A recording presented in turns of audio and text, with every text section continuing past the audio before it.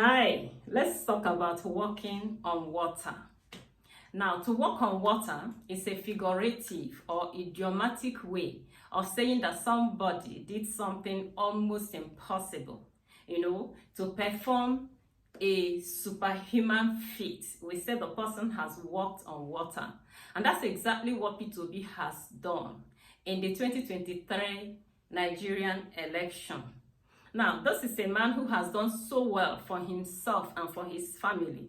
He has created enormous wealth legitimately and can afford to live in any developed country. He can afford to live in comfort. Now, but moved by the excruciating poverty of so many millions of Nigerians, Peter Obi decided to step out of his boat of comfort and to walk on water. He decided to walk on water into the political terrain and declared to run for the presidency of Nigeria in 2023. Now, most of the politicians didn't take him seriously. Most of his opponents didn't take him seriously. Some people said that he had no structures. Some said that his membership, his members were only 4 people who were tweeting from a room.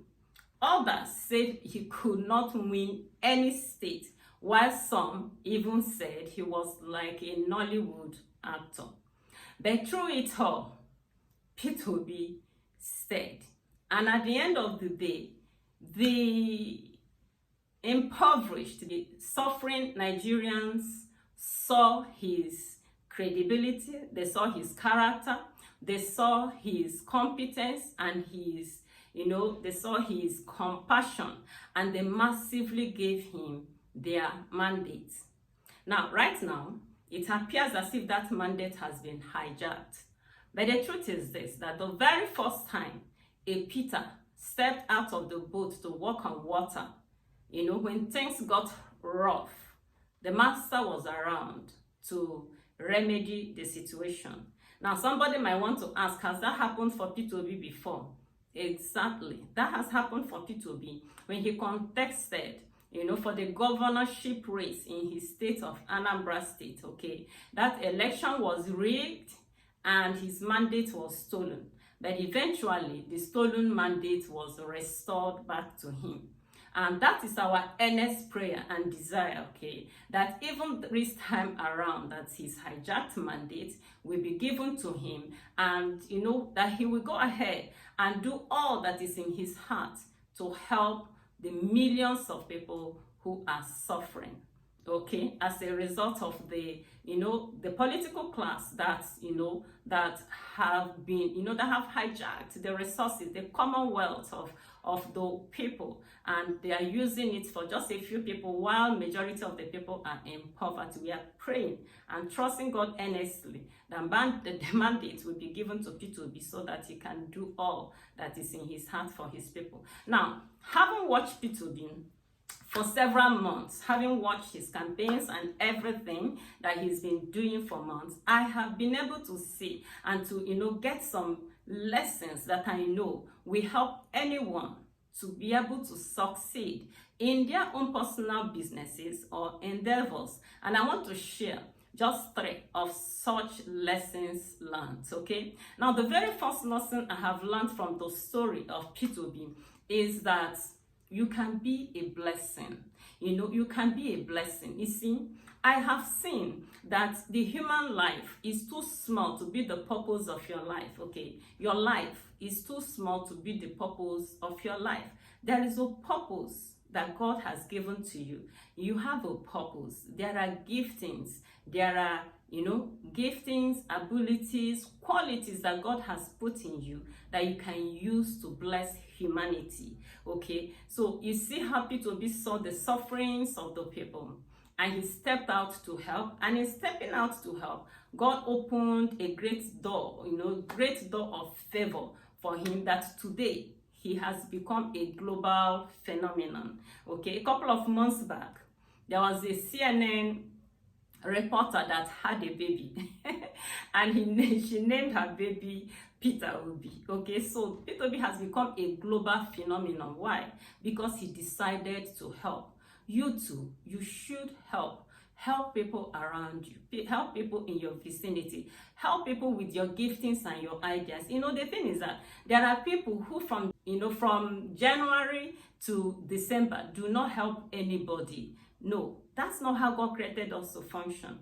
God wants you to help people. He wants you to notice people and to help them. Sometimes some of this help might not even be tangible. It could be something as small as giving a smile, giving an encouraging word, giving a listening ear, or giving an honest compliment. Okay, they all go far. They all go a long way to help people. We only saw how Peter Obi did it. Okay, when there was flooding, he was there to commiserate with the people. He went to the IDP camps. Even during his campaigns, the presidential campaign, there are some places in the north that they say was too dangerous for people to go, but he chose. He said, as long as there are human beings, as long as there are Nigerians living there, say he will go, and he went. Okay, so Peter Obi, by his actions, have shown us that social capital is the new gold. That when we value people, that value flows back to us. Okay, that's the first lesson I have learned, I've gleaned from Peter Obi, that can help anyone to succeed in their business and to be able to create wealth for themselves. Now, the second lesson I saw from the life of Peter Obi is that we need to step out of our comfort zones. We need to step out of our comfort zones, okay? That's what Peter Obi did. He could have decided to stay in his house. He could have decided to stay anywhere in the world, but he stepped out of his comfort zone to walk on water. We can do that also. Someone said that the comfort zone is a beautiful place, but nothing grows there. Nothing grows on the comfort zone. Until you decide to step out of your comfort zone, you will not be able to do something significant with your life, okay? So your success begins when you step out of the comfort zone. Now, what are those ideas? What are those, ideas, insights, inspirations you've been receiving that you can act upon and become great in life?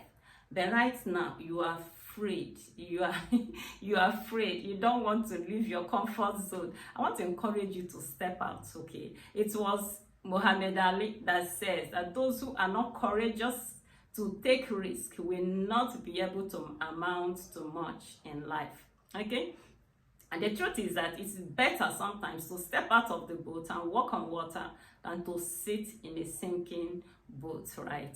Okay. Now, the third lesson idea I gleaned from the life and the story of Peter Obi that can help anyone to succeed in their business and to create wealth for themselves is that we need to be focused. Yes.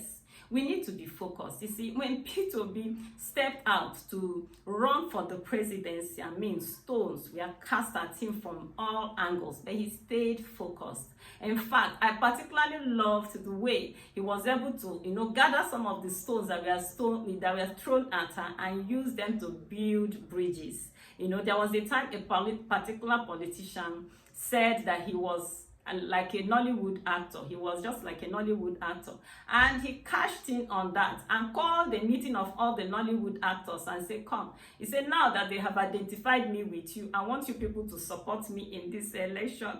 And they came in their hundreds, and I believe that they gave him their mandates, okay? So you can see there is need for you to be focused. So what are your dreams? What are your goals? What are your aspirations? What are the things you need to do? I want you to focus on them. It was Tony Robbins that said that where focus goes, energy flows. Okay? In other words, your energy flows to wherever your focus is. That is why you need to make sure that you focus on the right things. Forget distractions. You see, in this world, there are too many distracted people who are looking for others to distract. So just keep focused. Be focused on your dreams, because wherever your focus goes, your energy goes. And of course, we know that wherever your energy goes, there your results will be. We equally saw that in the life of Peter Obi during the campaigns. We saw how he was focused. He worked so diligently. He was going everywhere. He was doing his campaigns. Even when they were calling him names,